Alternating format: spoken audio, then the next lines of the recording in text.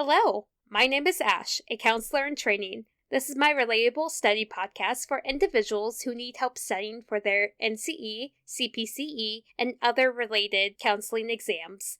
I'm going to go through many questions from multiple resources and make the answers relatable to both you and me. So get your listening ears on and let's get studying.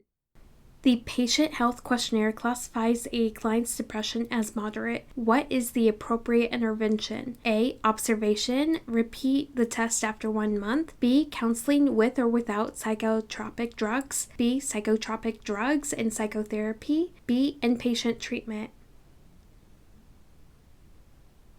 The answer is B. Counseling with or without psychotropic drugs is an appropriate intervention for this client's moderate depression. The client can decide whether or not they want to use psychotropic drugs to help with their moderate depression alongside counseling in order for the client to get the counseling they need with or without those drugs for treatment.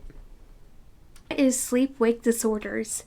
Sleep-wake disorders is a group of conditions that involve disturbances in sleep quality, duration, and timing. Sleep-wake disorders are also known as sleep disorders, which result in daytime distress and impaired functioning. Sleep-wake disorders will often co-occur with medical conditions or other mental health conditions such as anxiety, depression, or cognitive disorders.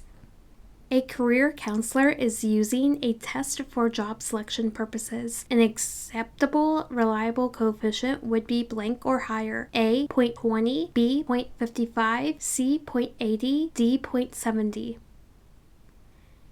The answer is C, 0.80. A career counselor is using a test for job selection purposes. An acceptable reliable coefficient would be 0.80 or higher, though 0.70 is generally acceptable for most psychological attributions, such as schools, jobs, and so on. But it should be at least 80%, and there are some experts out there who will not settle for less than 0.90. I recommend doing more research about reliability coefficient to better understand how it affects statistics. What is social anxiety disorder?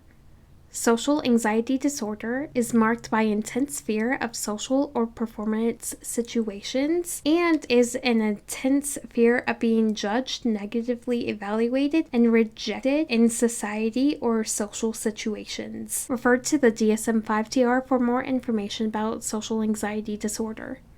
What theory views gender dysphoria as being caused by both proximal and distal stressors? A. Minority stress, B. Cognitive dissonance, C. Escape, D. Social identity.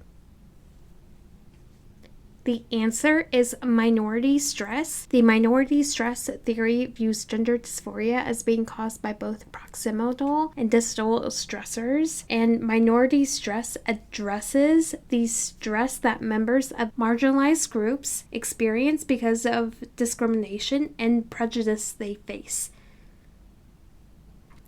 That is all 5 questions for this episode. Thank you for listening. Keep calm and study on.